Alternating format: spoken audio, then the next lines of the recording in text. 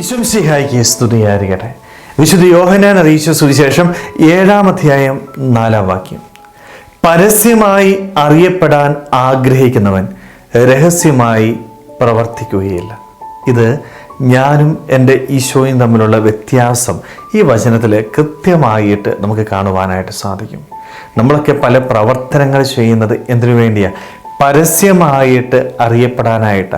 ഈ പരസ്യമായിട്ട് അറിയപ്പെടാനായിട്ട് മറ്റുള്ളവരിൽ നിന്ന് പ്രശംസ ആഗ്രഹിച്ചുകൊണ്ട് ഞാൻ ചെയ്യുന്ന പ്രവൃത്തികൾ ഒരിക്കലും രഹസ്യമായിരിക്കത്തില്ല. അത് മറ്റുള്ളവരെ കാണിച്ചുകൊണ്ടാണ് ചെയ്യുന്നത്. നമ്മുടെയൊക്കെ ജീവിതത്തിൻ്റെ വലിയൊരു പരാജയം ഈ ഒരു കാര്യത്തിലാണ് കേട്ടോ. നമ്മൾ ഇഷ്ടംപോലെ പുണ്യപ്രവൃത്തികൾ ചെയ്യുന്നുണ്ടായിരിക്കും. പക്ഷേ ഞാൻ ഈ ചെയ്യുന്ന പുണ്യപ്രവൃത്തികൾ മറ്റുള്ളവരെ കാണിക്കാനായിട്ട് മാറുക, മറ്റുള്ളവരിൽ നിന്ന് പ്രശംസ ആഗ്രഹിച്ചുകൊണ്ടുള്ള ഒന്നായിട്ട് മാറുക. പ്രശംസ ആഗ്രഹിച്ച് എത്ര പുണ്യപ്രവൃത്തികൾ ചെയ്താലും അവ ദൈവത്തിൻ്റെ മുൻപിൽ സ്വീകരിക്കപ്പെടുകയില്ല. ഈശോയുടെ ജീവിതത്തിൻ്റെ പ്രത്യേകത എന്തായിരുന്നു? അവൻ ഇഷ്ടംപോലെ നന്മകൾ ചെയ്തു, അല്ലെ?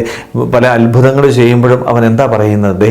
ഇത് ആരോടും പറയരുത്, രഹസ്യമായിട്ട് ചെയ്യുക. കാരണം അവൻ പ്രശസ്തി ആഗ്രഹിച്ചില്ല, പ്രശംസ ആഗ്രഹിച്ചില്ല. അങ്ങനെ ആഗ്രഹിച്ചിരുന്നുവെങ്കിൽ നാട്ടുകാരവനെ രാജാവാക്കാനായിട്ട് ആഗ്രഹിച്ചപ്പോൾ അവിടെ നിന്നാ മതിയായിരുന്നു, രാജാവായിട്ട് എല്ലാ സുഖ സൗകര്യങ്ങളിലും സന്തോഷത്തിൽ ജീവിക്കാം. പക്ഷെ അവൻ ഒരിക്കലും അത് ആഗ്രഹിച്ചില്ല.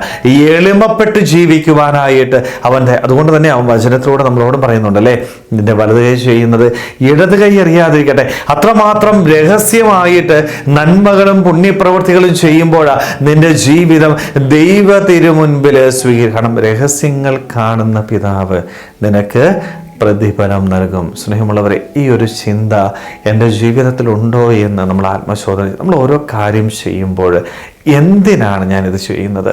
പ്രശംസയും പ്രശസ്തിയും ആഗ്രഹിച്ചുകൊണ്ടാണ് എങ്കിൽ, പരസ്യമായിട്ട് ഞാൻ ചെയ്യുന്നുണ്ടെങ്കിൽ ഓർക്കുക, അത് ദൈവത്തിൻ്റെ മുൻപിൽ സ്വീകരിക്കപ്പെടുകയില്ല എന്ന് നമുക്ക് തിരിച്ചറിയാം. ദൈവത്തിന് മുൻപിൽ സ്വീകരിക്കപ്പെടണമെങ്കിൽ ഒരു ആഗ്രഹവുമില്ലാതെ, പ്രശസ്തിയോ പ്രശംസയോ ആഗ്രഹിക്കാതെ എളിമപ്പെട്ടുകൊണ്ട് ചെയ്യുവാനായിട്ട് നമുക്ക് സാധിക്കണം. അതുകൊണ്ട് നമ്മിലുള്ള സ്വാർത്ഥത വെടിഞ്ഞ്, ഞാനെന്ന ഭാവം വെടിഞ്ഞ്, അംഗീകാരത്തോടുള്ള ആഗ്രഹം വെടിഞ്ഞുകൊണ്ട് എല്ലാവരെയും സഹായിക്കുവാനായിട്ട്, രഹസ്യമായിട്ട് ദൈവം നമ്മളോട് പറയുന്ന പുണ്യപ്രവർത്തികൾ ചെയ്യുവാനായിട്ട്, അങ്ങനെ വിശ്വസ്തയോടുകൂടി ജീവിച്ച് സ്വർഗരാജ്യം നേടിയെടുക്കാനായിട്ട് നമുക്ക് ഓരോരുത്തർക്കും ആത്മാർത്ഥമായിട്ട് ആഗ്രഹിക്കാൻ പരിശ്രമിക്കാം. ദൈവം നമ്മളെല്ലാവരെയും സമൃദ്ധമായിട്ട് അനുഗ്രഹിക്കട്ടെ.